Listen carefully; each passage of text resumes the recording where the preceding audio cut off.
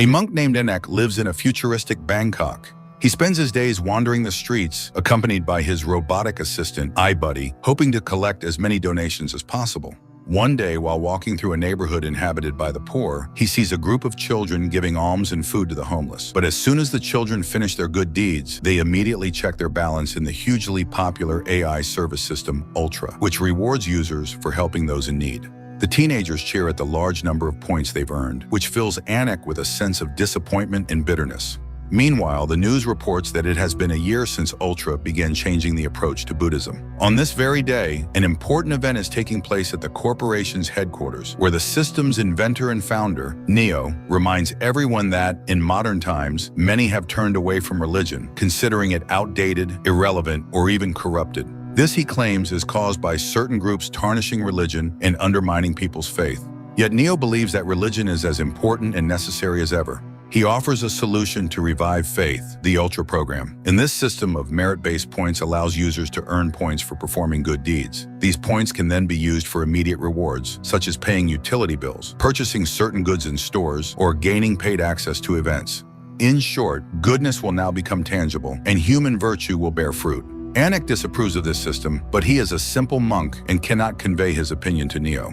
Once again, one of the girls, Wei, notices his gaze and tries to give Anak some food, but her friend stops her, arguing that giving food in parts allows them to earn far more points. Anak attempts to explain to the teenager that true virtue lies in doing good without expecting immediate rewards. This is the essence of a true Buddhist kindness. However, Ultra immediately responds to the situation, explaining that this idea is mistaken as it contradicts their operational model. The boy, for listening to Anak's teachings, instantly receives extra points. The girl is upset but cannot argue with her friends, and Anak is left without any alms. He moves on but soon notices that his iBuddy has sustained damage. Inspecting his metallic companion, he suddenly sees a sticker that compares payment for charity to payment for the services of a fallen woman. Outraged, Anak is approached by two of his fellow monks who note that he is once again talking to the robot. One of them is angered by this, but the other sees no harm, pointing out that some people talk to animals, and no one questions that. The first monk insists that robots are just metal trash cans with no feelings, unlike cats or dogs. The second monk reminds him that Anak used to be an engineer at a major firm, which explains his affinity for machines. The monks display their daily collection, and it must be admitted that it is quite meager: a few bags of rice and flowers. Nearby, a man lying down turns on his gadget, where the news program reports that due to Ultra's popularity, people have stopped attending Buddhist sermons, leaving monks without alms. Everyone around seems ready to do good, but only for a price, thereby glorifying materialism. However, the government expresses gratitude to the Ultra project, noting that it has sparked a wave of kindness. The country now has an opportunity to move forward, and even government officials use the service. Neo is confident that the more good deeds are done, the better it will be for everyone. The monks are outraged because all this contradicts the teachings of the Buddha. Additionally, Ultra sells user data to third parties, which is illegal. Anak reminds them, however, that selling sacred items was also never taught by Buddha, and yet monasteries do it. As an example, he shows Buddha figurines that once enjoyed immense popularity because they could recite recorded sermons and teachings. Now, however, they are unwanted and gather dust on shelves. Later, Anak is cleaning the monastery courtyard and approaches his mother's grave. It has been 7 years since her death. The abbot calls out to him, reminding Anak that they are monks, but they are also human. Mourning loved ones is not a sin. He knows Anak has many questions and believes that the world is pushing them toward change. The question remains, what will they become after these changes? The abbot advises Anak to think carefully about this, while the sound of an Ultra advertisement echoes over the city. That evening, Anak goes out to find a new circuit board for his metallic friend, iBuddy, and stops by a shop in the market. However, such models have long been discontinued, and the shopkeeper can only offer spare parts from an old traffic control robot. She refuses to give him a discount, though. The only thing that could help is Ultra points, which Anak, for obvious reasons, doesn't have. Unexpectedly, a man offers to help. Anak recognizes him as his former colleague, Adam. After the purchase, they head to Adam's workshop, where he admits that he quit the company a year after Anak left. Adam started his own startup and once wanted to invite Anak to help with coding his new project. The man had been working on creating a simulation of brain activity for parents. He collected their memories and implanted them into a chip. The result was a plush bear capable of comforting children as effectively as their moms and dads. These toys are now flying off the shelves. However, Anik does not see this as a good idea, believing that it distances children from their parents, something that is already happening everywhere. As they talk, Adam pulls out an Ultra device, gifted to him by a client, and advises the monks to adapt. Otherwise, new technologies will simply drive them out. On the other hand, he notes, Buddhism has existed for thousands of years, so it's unlikely to lose to AI. Adam doesn't like using Ultra either, so he easily hands it over to Anik, who wishes to test the device. At the temple, Anik uses Ultra and leaves a negative review of the merit system, for which he immediately receives points. The man is puzzled. It turns out that Ultra doesn't care what kind of review it receives. It just matters that it gets one. This means it cannot distinguish between good and evil. The next day, Anik is walking through the streets when Wei approaches him, offering him food and apologizing for yesterday. At that moment, Wei's friend asks her to come with him, saying they'll earn fewer points without her. But the girl refuses, believing that teenagers have become obsessed with counting points. Angered, the boy grabs her arm, but Wei breaks free and throws her Ultra into the water.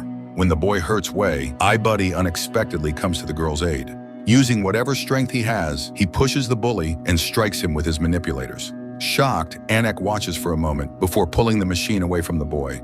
Later, Adam repairs iBuddy and realizes that the robot remembered much of Anik's teachings. The attack on the boy was a precautionary measure. It used to be part of a traffic control robot. Anik immediately uses Ultra to file a complaint, and after being redirected multiple times by bots and operators, he receives a call from customer service asking him to come to their headquarters to meet Mr. Neo himself. The men travel to the Ultra office. Everything around them is made of gold, astonishing the monk. But when they exit the elevator, they suddenly find themselves in the interior of a modest house where a family couple greets them, begging Anik to show them the path to heaven. To do so, the couple offers their house and car as a donation to the temple. They fall to their knees, pleading for a chance, while a teenage boy watches everything from behind the door. Anik is visibly shaken by such intensity, but then the couple freezes. Neo enters the room, revealing that the parents were merely a hologram. Neo tells Anik and Adam the story of his life. Many years ago, this family gave everything they had to a temple to secure a better afterlife.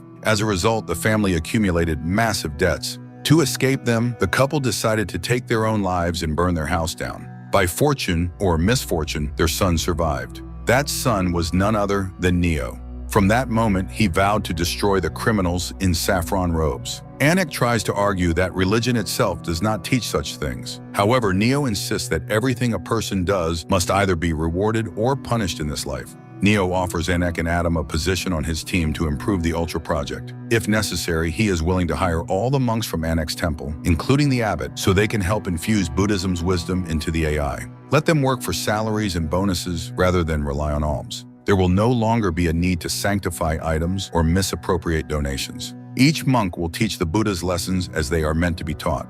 Once Buddha, Dharma, and Sangha are integrated into Ultra, the system will become perfect. Anik leaves the headquarters without giving Neo an answer. Neo advises him to think it over and adds that if his parents had met Anik, they would have survived. At the temple, Anik tells Adam why he became a monk.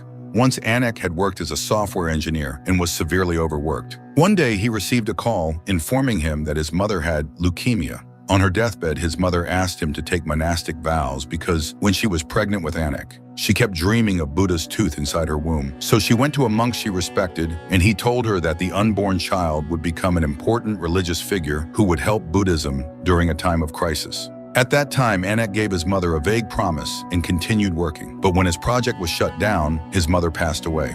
He decided to take his own life. The only reason Anik stopped was that he saw the abbot watching him. The abbot came to him and reminded him of Buddha's teachings, which also brought back his mother's request. Now Anik understands that many people seek hope in the world, but only another person can give it, especially those who have made mistakes. And if the world is trying to change them, it's time to use their skills and knowledge to change themselves and become a source of hope for others. From that day on, Anik begins programming something that is meant to change Buddhism. With Adam's help, Anik launches the iBuddha system, which resembles Ultra but incorporates Buddhist teachings from abbots and monks across the country.